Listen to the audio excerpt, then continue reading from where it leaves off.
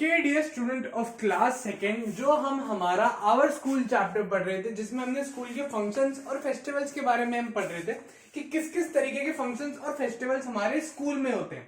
तो उसके बाद में हमारे पास में जो फेस्टिवल्स आते हैं वो कौन कौन से हैं बच्चों, वो कौन कौन से? पहला है चिल्ड्रंस डे, उसके बाद में हमारे नेशनल फेस्टिवल्स।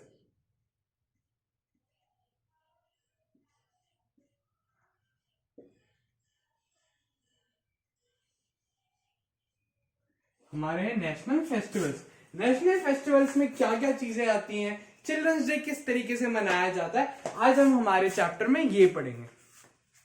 तो सबसे पहले अगर हम चिल्ड्रंस डे के बारे में देखें बच्चों, तो चिल्ड्रंस डे जो होता है वो हम स्टूडेंट्स के लिए होता है।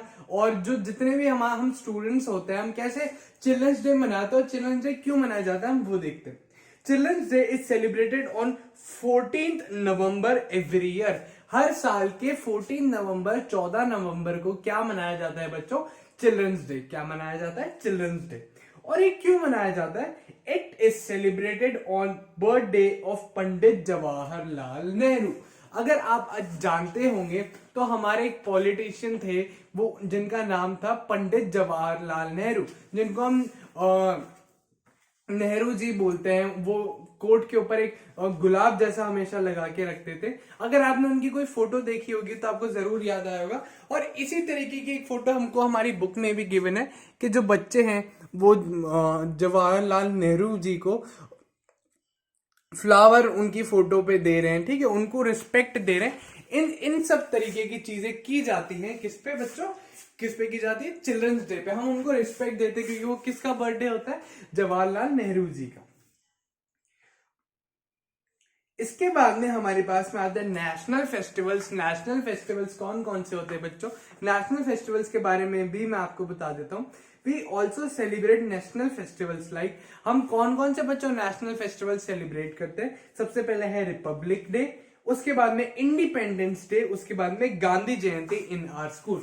आपने देखा होगा बच्चों हमारे स्कूल में रिपब्लिक डे होता है, इंडिपेंडेंस डे होता है, हम फ्लैग होस्ट करते हैं। उस दिन फ्लैग होस्ट करते हैं, एक बड़े पोल पे हम हमारे देश का फ्लैग लगाते हैं और हम सब नेशनल एंथम करते हैं। तो ये चीजें हम नेशनल फेस्टिवल पे करते हैं। कौन कौन सा? रिपब्लिक डे और इंडिपेंडेंस डे और गांधी जयंती। ये तीन हमारे नेशनल फेस्टिवल्स हैं। इसके बाद में क्या आता है बच्चों? Good manners in school. हमें किस तरीके के मैनर्स स्कूल में दिखाने चाहिए, कौन से गुड मैनर्स होते हैं स्कूल में आने के बाद।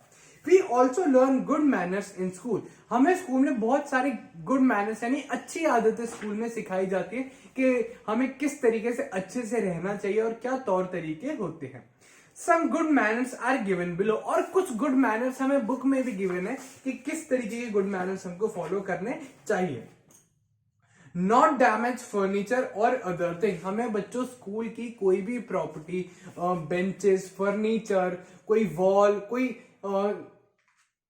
जो हमारे स्लाइड्स लगी हुई होती है स्कूल में, ठीक है बच्चों, जो हमारे खेलने के लिए प्लेग्राउंड में चीजें होती हैं, सी सॉ होता है, ठीक है, ये सारी चीजें हमको कभी भी डैमेज नहीं करनी चाहिए, कभी भी तोड़नी नहीं चाहिए, या इनके साथ कुछ भी ऐसी खराब हरकत हमें कभी नहीं करनी चाहिए स्कूल आने के बाद।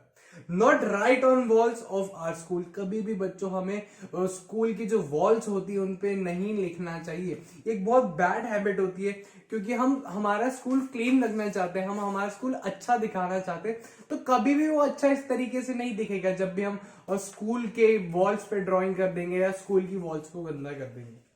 Not litter our classroom. और कभी भी हमको जो कचरा होता है, कोई हमने पेपर फाड़ा, हमारी नोटबुक में से वो पेपर रफ था, हमने ऐसे उसको रोल किया और हमने उसको क्लास में ही फेंक दिया।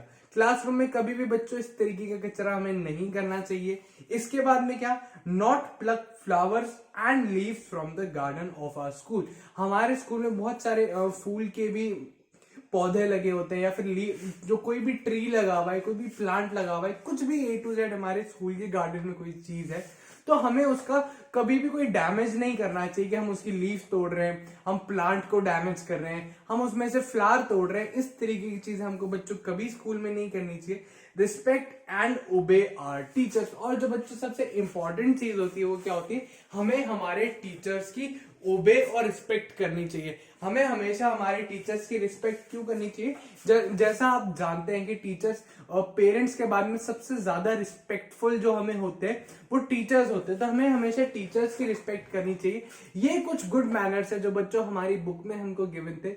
ये गुड मैनर्स आपको हमेशा फॉलो करने होते हैं। ये आपको जब आप छोटे होते हैं वो तब से सिखा दिए जाते हैं, लेकिन जब भी आप स्कूल में पढ़ेंगे, जब तक आप स्कूल में पढ़ेंगे तब तक आपको ये सारे जो गुड मैनर्स इनका ध्यान रखना चाहिए और इनका ख्याल रखना चाहिए।